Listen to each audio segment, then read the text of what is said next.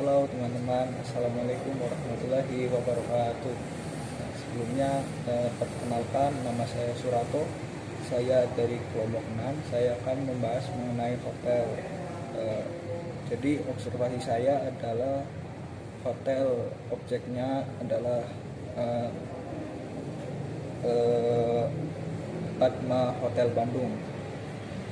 Sebelum membahas lebih jauh, eh, saya akan menyampaikan beberapa poin-poin yang akan dibahas oleh kelompok 6, yaitu poin pertama ada informasi hotel, poin kedua ada secara singkat, poin ketiga ada fasilitas dan jenis-jenis kamar hotelnya, kemudian yang selanjutnya ada proses perizinan membangun atau mendirikan sebuah hotel, kemudian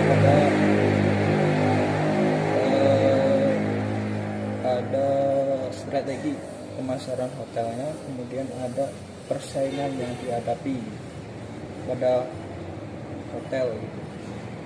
Sebelum kita bahas lebih lanjut mengenai informasi hotel, kita tahu dalam mendukung kegiatan berpariwisata kita membutuhkan yang namanya akomodasi sebagai tempat penginapan, peristirahatan atau bahkan rekreasi. Ya, selanjutnya adalah saya akan membahas mengenai informasi dari Hotel Padma, bahwa hotel ini berdiri itu karena terinspirasi dari sebuah warisan lokal dengan koleksi seni yang sangat banyak gitu ya. Kemudian mengkolaborasikan suasana tradisional dan suasana modern ya. Jadi Padma Hotel Bandung itu terletak di Jalan Rencana Bandung nomor 26 sampai 58 Cimbeluit, Bandung. Nah, baik, jika kita berbicara mengenai lokasi dari Padma Hotel Bandung itu, saya kira itu sudah sangat bagus, strategis ya. Karena apa? Karena Padma Hotel Bandung itu di lokasi-lokasi sekitarnya atau tidak jauh dari Padma Hotel Bandung itu banyak tempat-tempat atau objek wisata dan wisata perbelanjaan, kayak misalkan Paris Van Java gitu. Kemudian dari segi mobilitasnya juga mudah terjangkau karena dari stasiun Bandung itu bisa ditempuh dengan waktu sekitar 30 menit. Selain itu dari Bandara Hussein Sastra Negara juga sama, bisa ditempuh sekitar 30 menitan. Nah, selanjutnya saya akan menerangkan bahwa Padma Hotel Bandung itu memiliki keindahan alam yang sangat bagus. Di situ ada pegunungan dan dikelilingi oleh banyak pepohonan. Itu merupakan konsep utama yang disajikan pada Padma Hotel Bandung. Kemudian Padma Hotel Bandung juga memiliki banyak cabang. Cabangnya itu dipegang oleh Padma Hotel Group. Ada Padma Resort Legian, yaitu konsep kesenangan dari gaya hidup artistik. Nah, kemudian selanjutnya ada Padma Hotel Bandung yang akan kelompok kami bahas. Ini yang menyajikan mengenai keindahan dari alam kayak pegunungan dan pemandangan di sekitar hotelnya dengan menyajikan kenyamanan total gitu atau kenyamanan maksimal. Kemudian ada Padma Resort Ubud, itu terletak di Bali, dan Resinda Hotel Karawang ya, itu terletak di tengah-tengah kota Karawang. Jadi hotel itu menyajikan konsep yang modern ya. Kemudian ada program loyalitas yang diberi nama Padma Resident. Jadi program ini merupakan program baru yang berupa pemberian penghargaan berupa hidangan istimewa pada tamu-tamu tertentu atau tamu-tamu pilihan karena sudah mendukungnya sepanjang tahun. Program ini juga diberikan pada setiap hotel cabangnya. Buat program loyalitas atau pada residen itu diberikan pada hotel-hotel cabangnya gitu. Jadi kayak misalkan di Bandung Padma Hotel Bandung itu ada, kemudian ada di Padma Resort Legian ada di Padma Resort Ubud juga ada, jika di Resida Hotel Karawang juga ada, menyesuaikan tempat dari target sasaran dari hotel tersebut. Jadi misalkan kalau di Bandung ya ada di Bandung, kalau di Bali ada di Bali, dan kalau di Karawang juga ada di Karawang, seperti itu. Baik, mungkin sekian presentasi dari saya. Buat yang selanjutnya seperti sejarahnya, fasilitas, struktur, proses perizinan pendirian, kemudian ada strategi pemasaran dan persaingannya bisa dijelaskan nanti sama teman-teman saya yang lainnya. Sekian dari saya, jika ada kekurangan saya mohon maaf. Terima kasih.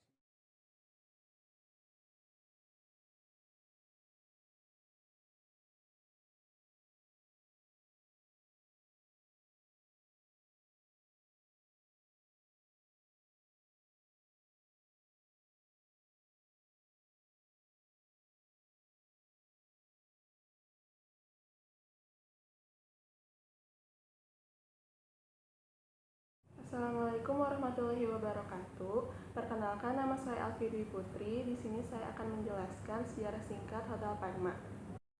Padma Hotel Bandung ini sebelumnya dikenal dengan nama Sekar Alliance Hotel Management. Awalnya, Hotel Padma ini merupakan PT Puri Zukni yang berdiri pada tahun 1974, yang merupakan perusahaan terbatas yang menjalankan bisnis di bidang perhotelan. Lalu, pada tahun 1985, kepemilikan hotel ini diambil alih oleh Ibu Widowati Hartono. Manajemen Puri Zukni ini terdiri dari orang-orang yang ahli dalam bidang bisnis. Suami dari Ibu Widowati Hartono sendiri, yang bernama Bapak Budi Hartono, merupakan ketua dan CEO dari PT Jarum. PT Jarum ini merupakan salah satu perusahaan rokok terbesar di Indonesia. Bapak Budi Hartono juga merupakan ketua dari PT Hartono Istana Elektronik. Pada tanggal 31 Januari tahun 2000, pemegang saham PT Puri Zukni memutuskan untuk membentuk dua pemilik induk perusahaan. Dari kedua perusahaan induk dan pemegang saham tersebut yang bernama PT Swawisma Mahadika dan PT Swabawa Mandaga bersama-sama membangun Padma Hotel and Resort. Hotel ini mulanya bernama The Shady Bandung, yang diresmikan pada tanggal 29 April 1994 dengan kapasitas kamar sebanyak 51 kamar. Kemudian, pada tanggal 1 April 2001, hotel ini berganti nama menjadi Hotel Malia Bandung dengan kapasitas kamar sebanyak 50 kamar. Pada tanggal 3 Maret 2008, hotel ini diambil alih oleh PT Trigana Putra Mandiri, yang pada saat itu kapasitas kamar hotelnya masih sebanyak 50 kamar. PT Trigana Putra Mandiri ini kemudian memulai ekspansi dengan melakukan perubahan pada desain interior dan menambah beberapa fasilitas baru, termasuk menambah jumlah kamar menjadi 124 kamar. Kemudian pada bulan Agustus 2009, Hotel Mewah Bintang 5 ini merubah namanya menjadi Padma Hotel Bandung. Asal nama Padma ini diambil dari bahasa Sanskerta yang memiliki arti bunga lotus atau teratai. Kemudian bunga lotus ini dijadikan sebagai logo dari Padma Hotel Bandung yang berarti kemakmuran, kesuburan, dan keindahan. Bunga lotus ini mewakili kemurnian, keabadian, dan simbol kehidupan Padma Hotel.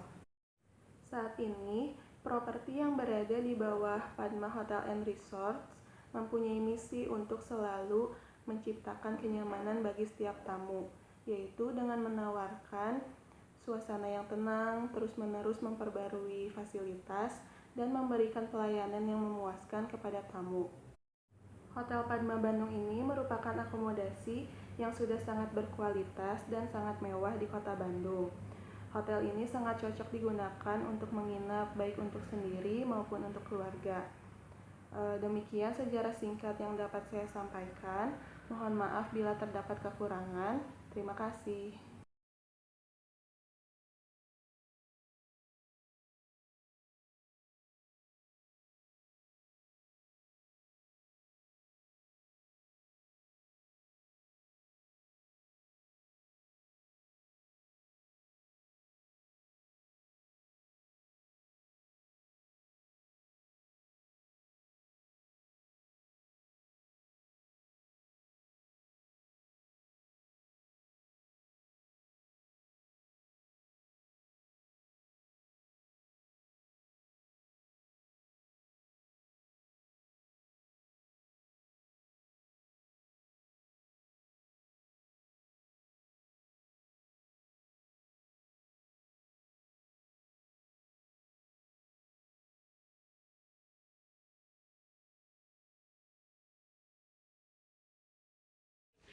Assalamualaikum warahmatullahi wabarakatuh. Perkenalkan, nama saya Sakina Azatil Isma dengan NIM 1901520, Program Studi Manajemen Pemasaran Pariwisata. Di pembahasan kali ini saya akan membahas tentang fasilitas dan jenis kamar yang disediakan oleh Padma Hotel Bandung. Padma Hotel Bandung memiliki 124 kamar dengan berbagai variasi kamar dan berbagai variasi harga yang ditawarkan. Seperti Deluxe Balcony yang memiliki jumlah kamar 2 kamar. Selanjutnya ada Deluxe Pool View dengan jumlah kamar 22 kamar. Selanjutnya ada Deluxe New Pool View dengan jumlah 16 kamar. Selanjutnya ada Deluxe Balcony Pool View dengan jumlah 10 kamar. Selanjutnya ada Premier dengan jumlah 36 kamar. Selanjutnya ada Premier Mountain View dengan jumlah 6 kamar. Selanjutnya ada Hillside Studio dengan jumlah 16 kamar. Selanjutnya ada Premier Suite dengan jumlah 12 kamar, dan yang terakhir adalah Gallery Suite dengan jumlah 4 kamar. Selain menawarkan berbagai jenis kamar, Padma Hotel juga menawarkan berbagai variasi harga yang Anda bisa pilih, seperti Deluxe Room dengan harga Rp1.550.000 per malam, Deluxe Balcony Twin dengan harga Rp1.650.000 per malam, Deluxe Balcony Pool View dengan harga Rp1.850.000 per malam, Premier Room Twin dengan harga Rp2.050.000 per malam, Premier Room dengan harga Rp2.250.000 per malam, Gallery Suite dengan harga Rp3.450.000 per malam, Premier Suite dengan harga Rp4.450.000 per malam, dan yang terakhir ada Family Suite dengan harga Rp4.650.000 per malam. Selain berbagai jenis kamar ini, Padma Hotel juga menyediakan berbagai fasilitas yang bisa dinikmati oleh para pengunjung hotel dan para pengunjung hotel yang menginap di Hotel Padma, seperti lobby, restoran, function room atau marketing room, business center, room service, fitness center, entertainment room, outbound facilities, kids corner, dan zen reflexology. Baik, itu semua merupakan fasilitas dan berbagai jenis kamar yang terdapat di Padma Hotel Bandung.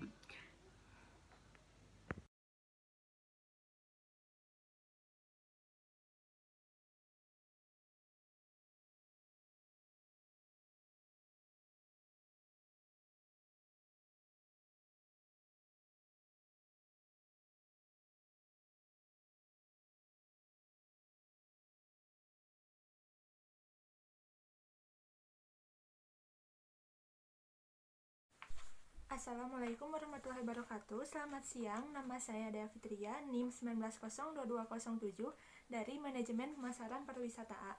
Di sini sekarang saya akan menjelaskan tentang struktur organisasi hotel. Yang pertama itu ada front office manager. Di sini tercatat front office manager yaitu jabatan tertinggi. Untuk tugas dan tanggung jawabnya sendiri yaitu mengarahkan dan mengawasi seluruh bawahan secara langsung dan menjamin bahwa operasional sehari-hari di kantor depan berjalan lancar. Tugas dan tanggung jawabnya juga yaitu merencanakan pelatihan, cross-train, dan pelatihan kembali para karyawan di front office.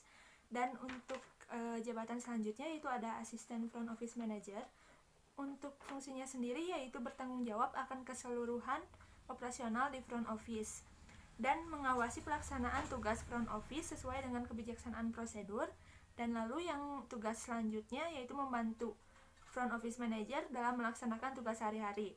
Dan yang ketiga sebagai front office manager bila front office manager tidak ada di tempat. Lalu yang selanjutnya ada Chief GSO atau yang dikenal dengan Guest Relation Officer atau GRO. GRO ini adalah salah satu petugas yang berhubungan secara langsung dengan tamu.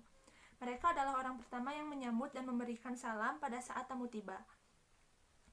Demi memberikan pelayanan yang terbaik kepada tamu, seorang GRO harus memastikan selama tamu menginap, mereka mendapatkan kesan atau pengalaman yang tak terlupakan. Tentunya pengalaman yang baik. Posisi GRO juga memastikan tamu merasa senang dan nyaman sejak pertama kali mereka menginjakkan kaki sampai mereka pergi meninggalkan hotel. Untuk posisi Chief GRO itu pun hampir sama dengan posisi Hotel Assistant Manager, hanya saja lebih tinggi. Masih lebih tinggi GRO. Yang selanjutnya ada Hotel Assistant Manager.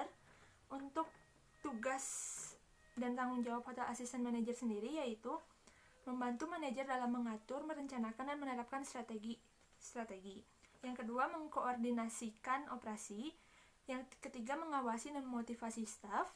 Yang keempat, berkomunikasi dengan klien dan mengevaluasi kebutuhan dan spesifikasi mereka. Selanjutnya dari Chief GRO ada Senior Operator, ada juga Guest Service Officer. Hanya saja senior operator jabatannya agak lebih tinggi daripada guest service officer. Untuk tugas senior operator pun sendiri atau operator, yaitu operator sendiri section yang dinamakan operator memiliki tugas diantaranya: satu, menerima telepon dari luar untuk pemesanan kamar. Yang kedua, melayani sambungan telepon local call, long distance call maupun overseas call.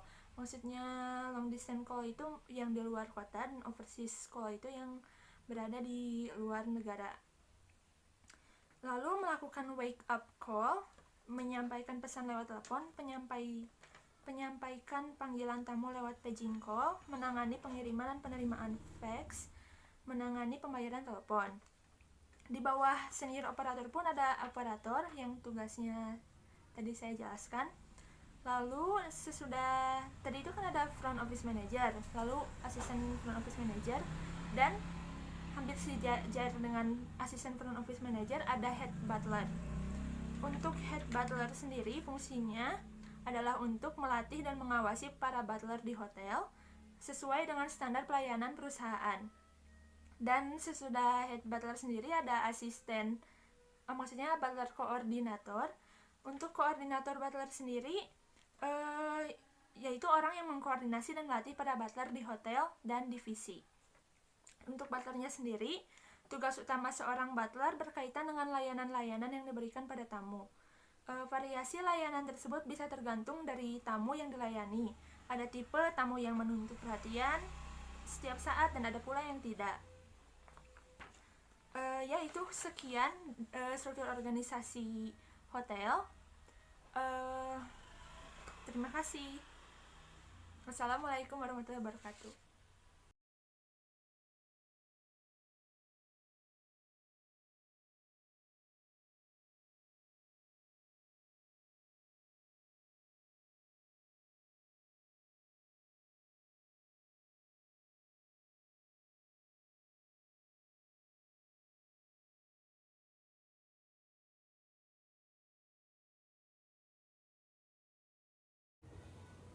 Assalamualaikum warahmatullahi wabarakatuh. Perkenalkan, nama saya Muhammad Zamroni, NIM 1904061.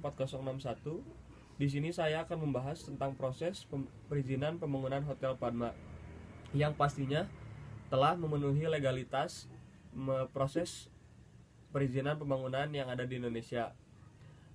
Legalitas perizinan ini terdiri dari 3. Yang pertama ada legalitas perusahaan berupa akte pendirian, NPWP atau nomor pokok wajib pajak, dan ada SKDP, surat keterangan domisili perusahaan, dan yang terakhir ada TDUP, tanda daftar usaha pariwisata. Yang kedua, legalitas pembangunan berupa izin mendirikan bangunan itu sendiri dan AMDAL.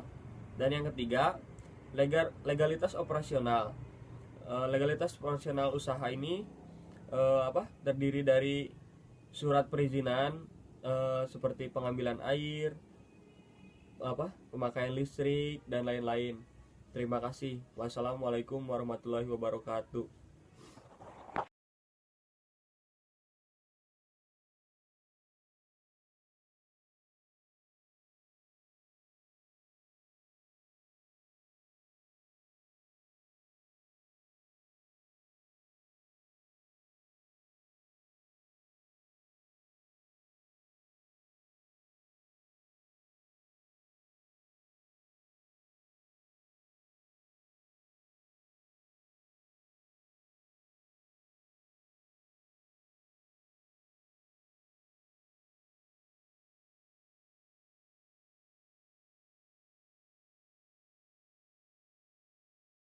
Assalamualaikum warahmatullahi wabarakatuh. Di sini saya akan menjelaskan mengenai strategi pemasaran yang dilakukan oleh Padma Hotel dalam memasarkan produknya. Ada beberapa strategi yang dilakukan oleh Padma Hotel. Yang pertama yaitu adalah program membership. Program membership adalah program yang ditunjukkan kepada mereka yang pernah menginap di Hotel Padma. Para konsumen yang memiliki kartu membership akan memiliki keuntungan berupa mereka akan menjadi anggota aktif dalam seluruh keanggotaan di Padma Hotel. Keuntungan lainnya yaitu para konsumen yang akan datang kembali ke Hotel Padma akan mendapatkan pelayanan yang terbaik sesuai dengan tingkatan kartu membership yang mereka miliki. Ada 3 tingkatan kartu membership yang ada di Hotel Padma, yaitu Gold, Silver, dan Titanium. Kemudian, strategi pemasaran yang dilakukan oleh Padma Hotel yaitu adalah bekerja sama dengan berbagai aplikasi atau tools booking seperti Pegi-Pegi, Traveloka, dan berbagai aplikasi booking lainnya untuk memudahkan para konsumen saat reservasi atau dalam pemesanan kamar secara online. Strategi berikutnya yang dilakukan Padma Hotel adalah terus melakukan inovasi-inovasi melalui pembaharuan-pembaharuan dalam segala aspek. Inovasi-inovasi ini dilakukan dengan tujuan agar Padma Hotel selalu menjadi pilihan bagi konsumen dalam menentukan pilihannya dengan keunikan yang dimiliki oleh Padma Hotel yang tidak dimiliki oleh hotel-hotel lain. Kemudian, strategi yang terakhir yang dilakukan oleh Padma Hotel adalah selalu mengadakan promo-promo yang bertujuan untuk mempertahankan eksistensi hotel agar semakin dikenal oleh berbagai kalangan. Promo-promo ini dilakukan dengan berbagai cara, baik secara online maupun secara konvensional.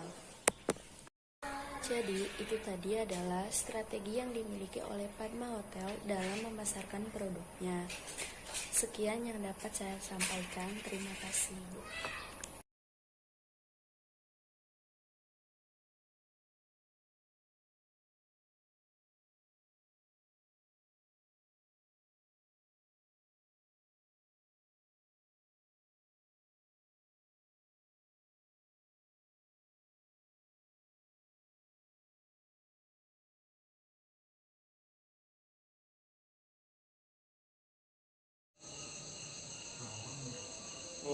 Persaingan dalam bisnis hotel di Indonesia.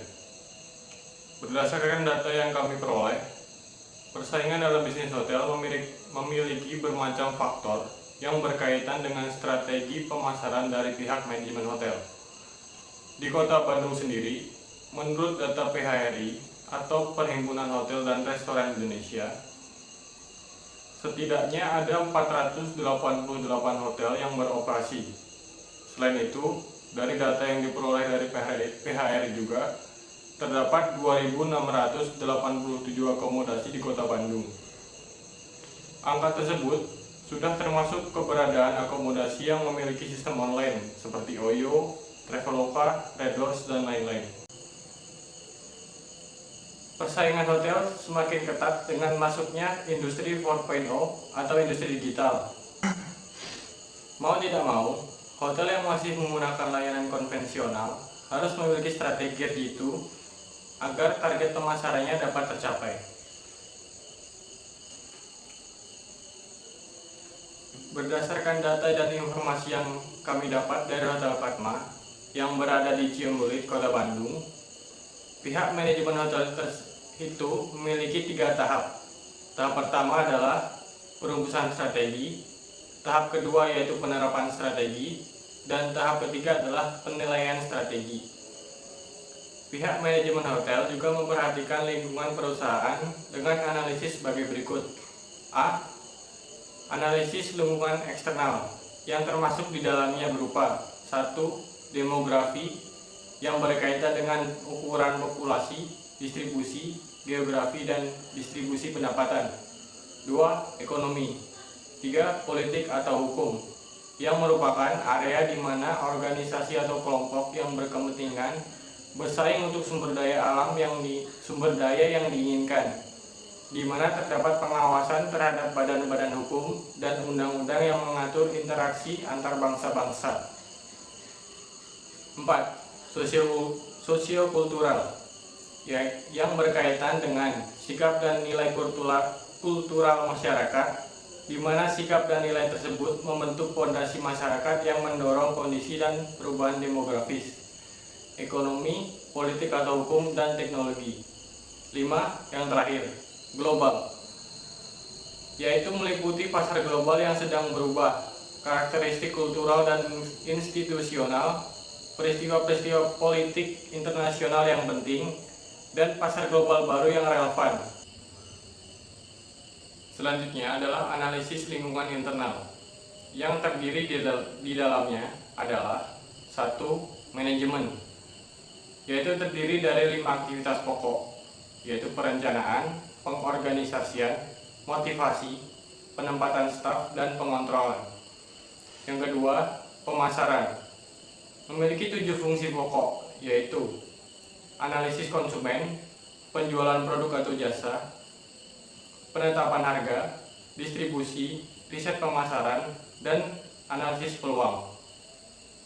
Yang ketiga, keuangan atau akuntansi, terdiri dari keputusan pembiayaan, keputusan investasi, dan keputusan dividen. Yang keempat, produk atau operasi, mencakup semua aktivitas yang mengubah input menjadi barang atau jasa.